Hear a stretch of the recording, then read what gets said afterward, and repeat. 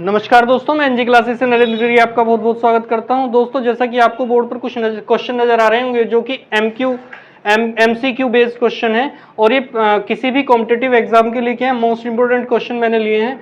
तो देखिए, पहला क्वेश्चन यहाँ पर क्या है, भारतीय संविधान के किस अनुच्छेद में यह लिखा गया है कि किसी अपराध के अभियुक्त को स्वयं अपने विरुद्ध गवाही देने के लिए बाध्य नहीं किया जा सकता। तो देखिए, इसमें कौन कौन से ऑप्शन दिए गए हैं, आर्टिकल 20(1), आर्टिकल 20(2), आर्टिकल 20(3) और इनमें से कोई नहीं। तो इसमें क्या हो जाएगा, यहां पर जो लिखा गया है अपने विरुद्ध गवाही देने के लिए बाध्य नहीं किया जाएगा, तो इसका जो ऑप्शन करेक्ट हो जाएगा वो हो जाएगा 20(3). इस 20(3) में बोला गया है कि आत्म अभिशंसन से संरक्षण, इसमें बोला गया है कि कोई भी मतलब अपराधी है तो अपने खिलाफ क्या नहीं करेगा, गवाही नहीं दे सकता। आ रही बात समझ? तो उसको संरक्षण प्रदान करता है कौन सा आर्टिकल, आर्टिकल नंबर 20(3). आर्टिकल 20(1) क्या कहता है, कार्योत्तर विधियों से संरक्षण। अर्थात कार्योत्तर विधियों से संरक्षण का क्या मतलब हुआ यहाँ से कि कुल मिलाकर के जिस टाइम पर अपराध किया जा रहा है तो उस अपराध के लिए वही सजा दी जाएगी जिस टाइम पे वो अपराध किया गया है। उसके बाद में यदि कोई विधि बनाई जाएगी तो उसके अनुसार उसको सजा नहीं दी जाएगी। आर्टिकल नंबर 20(2) क्या कहता है, ये कहता है ये हो जाएगा तुम्हारा दोहरे दंड से संरक्षण। इसका क्या मतलब है यहाँ पर दोहरे दंड से संरक्षण, कि कुल मिलाकर के यदि किसी व्यक्ति ने एक अपराध कर लिया है तो उसको उस अपराध के लिए 2 बार दंडित नहीं किया जाएगा, केवल एक ही बार क्या किया जाएगा, दंडित। ठीक है, चलिए आगे। दूसरा क्वेश्चन क्या है, तो इस क्वेश्चन का आंसर क्या हो जाएगा, आर्टिकल 20(3).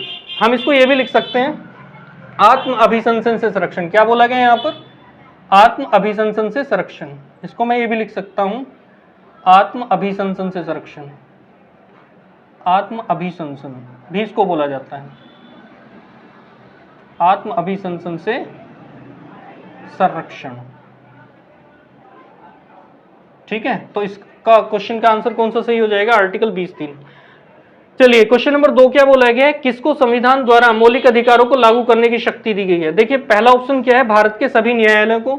दूसरा ऑप्शन क्या है, संसद को। और तीसरा ऑप्शन क्या है, राष्ट्रपति को। और चौथा ऑप्शन क्या है, सर्वोच्च व उच्च न्यायालय दोनों को, अर्थात उच्चतम न्यायालय और उच्च न्यायालय दोनों को। तो देखिए, इसका जो ऑप्शन करेक्ट हो जाएगा वो हो जाएगा ऑप्शन नंबर डी, सर्वोच्च न्यायालय और उच्च न्यायालय को, दोनों को क्या है, मौलिक अधिकारों को लागू करने की शक्ति दी गई है। यदि हम बात करें तो सर्वोच्च न्यायालय को आर्टिकल 32 के तहत मौलिक अधिकारों को लागू करने की शक्ति दी गई है और उच्च न्यायालय को आर्टिकल 226 के अनुसार क्या बोला गया है, मौलिक अधिकारों को लागू करने की शक्ति दी गई है। ठीक है, तो इस क्वेश्चन का जो सही आंसर हो जाएगा, सर्वोच्च न्यायालय में उच्च न्यायालय दोनों को क्या है, मौलिक अधिकारों को लागू करने की शक्ति दी गई है। ठीक है, चलिए आगे।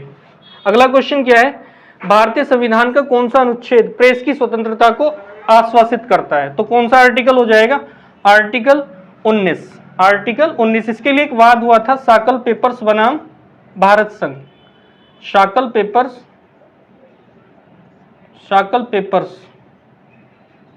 बनाम भारत संघ।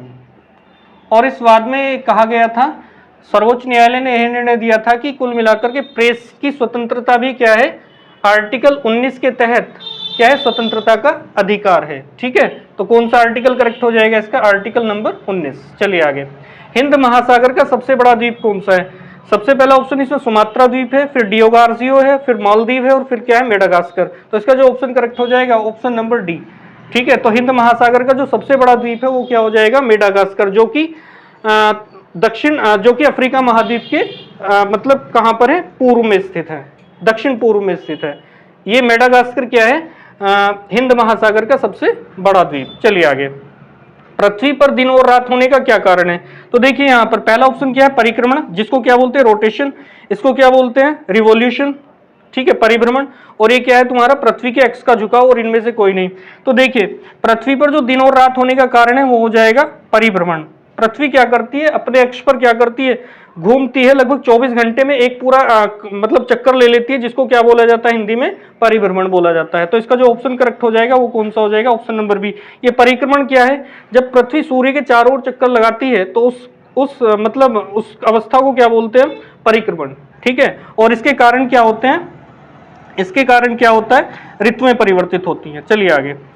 अगला क्या है, दिल्ली के किस सुल्तान ने लोह एवं रक्त की नीति अपनाई थी। तो इसका जो ऑप्शन करेक्ट हो जाएगा, पहला ऑप्शन क्या है इसमें, इल्तुतमिश, दूसरा ऑप्शन है बलबन और तीसरा ऑप्शन क्या हो जाएगा, फिरोज शाह तुगलक, और चौथा ऑप्शन क्या है यहाँ पर, अलाउद्दीन खिलजी। तो इसका जो ऑप्शन करेक्ट हो जाएगा वो कौन सा हो जाएगा, ऑप्शन नंबर बी। देखिए बलबन के बारे में एक बात और बता रहा हूँ, इसने कुल मिलाकर के सिजदा और पाबोस नामक दो प्रथाएं भी चलाई थी इसने, सिजदा और पाबोस नामक। ये भी क्वेश्चन आया हुआ है, सिजदा और पाबोस किसने शुरू किया था, तो किसने, बलबन ने। तो मैं आशा करता हूं कि ये क्वेश्चंस आपको समझ में आए होंगे, और ये क्वेश्चन हर एक कंपटीशन के लिए बहुत ही ज्यादा इंपॉर्टेंट क्वेश्चन है। धन्यवाद।